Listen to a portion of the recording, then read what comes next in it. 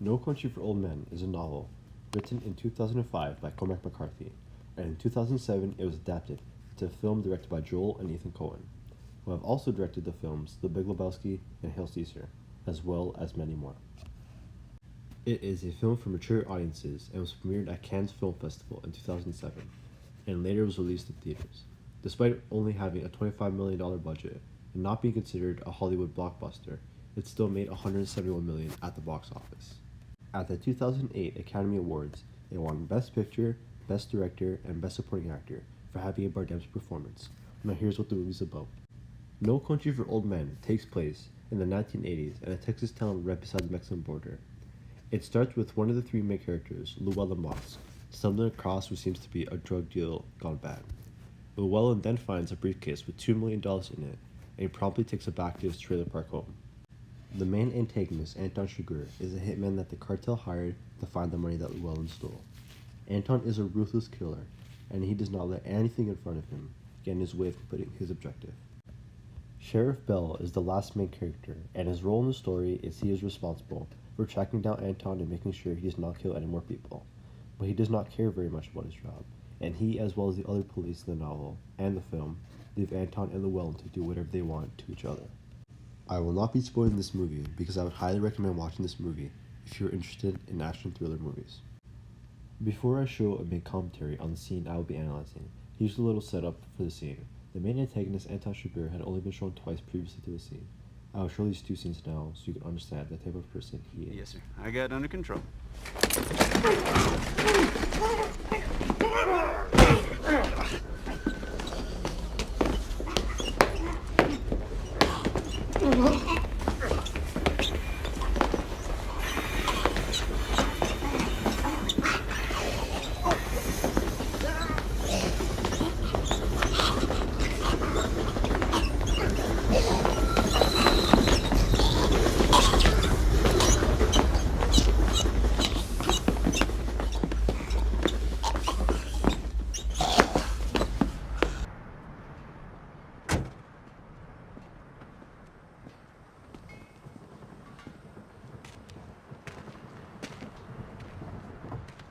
Howdy.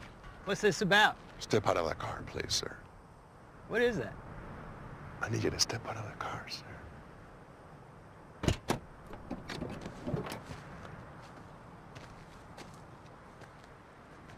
What is that for? Would you hold still, please, sir?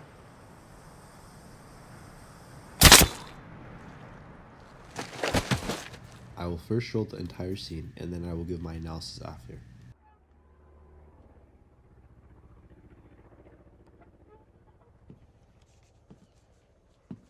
How much? 69 cents. And the gas? Y'all getting any rain up your way? What way would that be? I seen you was from Dallas. What business is it of yours? Where I'm from? Friendo? I didn't mean nothing by it. Didn't mean nothing. Just passing the time. If you don't want to accept that, I don't know what else I can do for you. Will there be something else? I don't know. Will there?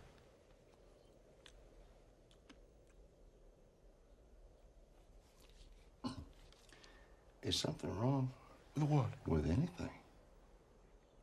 Is that what you're asking me? Is there something wrong with anything? Will there be anything else? You already asked me that. Well, I need to see about closing now. See about closing. Yes, sir. What time do you close? Now, we close now. Now is not a time. What time do you close? Generally around dark, at dark. You don't know what you're talking about, do you? Sir? I said, you don't know what you're talking about. What time do you go to bed? Sir? You're a bit deaf, aren't you? I said, what time do you go to bed? Somewhere around 9:30. I'd say around 9:30. I could come back then. Why would you be coming back? We'll be closed. Yeah, you said that.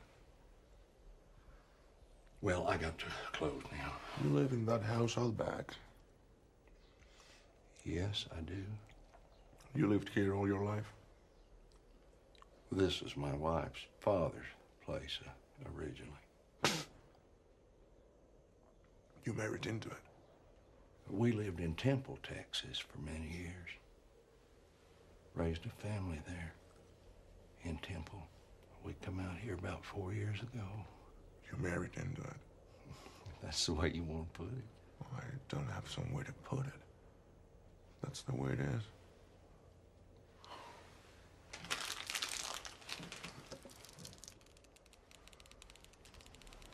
What's the most you ever lost on a coin toss? Sir?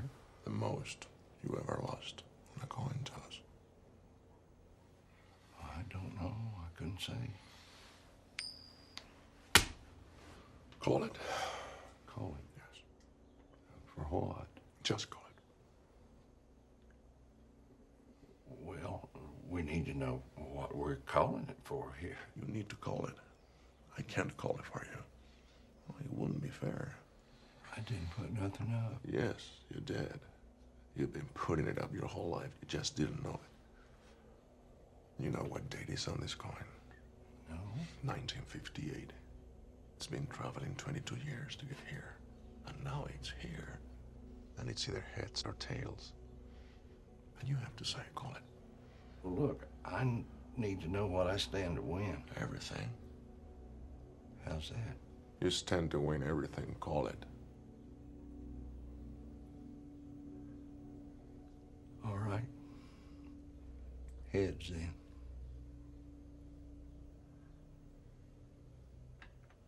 Well done. Don't put it in your pocket. Sir? Don't put it in your pocket. It's your lucky quarter. Where you want me to put it? Anywhere not in your pocket. Or it'll get mixed in with the others and become just a coin. Which it is.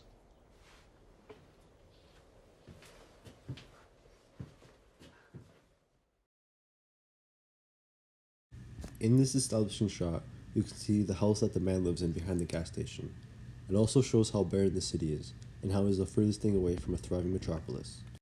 The whole movie is very similar to the novel, and the Coen brothers did not change any significant scenes, and as for this scene, it is almost a word-for-word recreation from the novel. The only difference between the novel and the movie for this scene is that the characters do not move at all, while in the novel both characters move around a lot in the gas station, and the gas attendant is a lot more fidgety, while Anton is a lot more expressive with his eating. The Coen brothers did this to heighten the intensity of the scene. Another way that the Coen brothers heighten the intensity is by not using any music in the scene. Music would distract from the scene, and the directors wanted the audience to focus on every word the characters were saying. Just like most characters in this novel, the gas attendant is very innocent and clueless of what Anton is and what he could do. Which is strange because Anton is visually an odd character.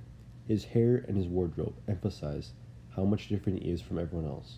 Also, the way he speaks, with no Texas accent, contrasts with the rest of the movie and people in the town, and is another way Anton is shown as an outcast.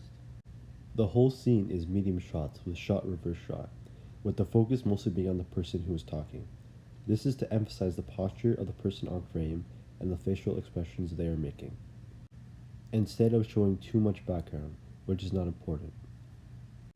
If both characters' faces were on screen at the same time, you would not know who to focus on, and the Coen brothers expertly chose which character is most important for each frame. This is where Anton asks the gas attendant if he lives in the house behind the gas station, and continues grilling the man about how he got to this point in his life. The man gets very defensive about Anton's questioning because he knows Anton is right. The gas attendant knows that most of his life has been controlled by his wife, which contrasts with the time and the place this movie was shot in. 1980s Texas was a very male-dominant society. This entire scene is so powerful because so much is left up to the audience's imagination, and there are many different interpretations of the scene.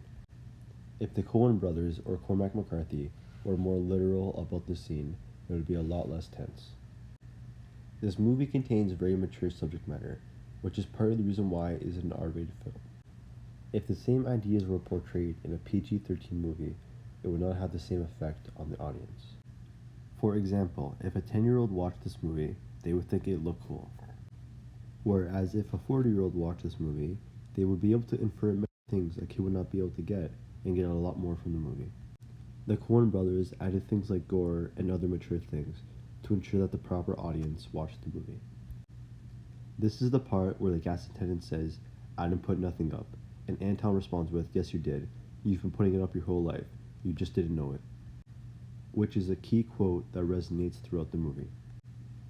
The title, No Country for Old Men, can be translated to No World for the Weak, but No Country for Old Men sounds better. The title refers to how old people are physically weak and mentally weak, and the world will just pass them by without them being able to do anything about it. This is the part where Anton says, "You stand to win everything."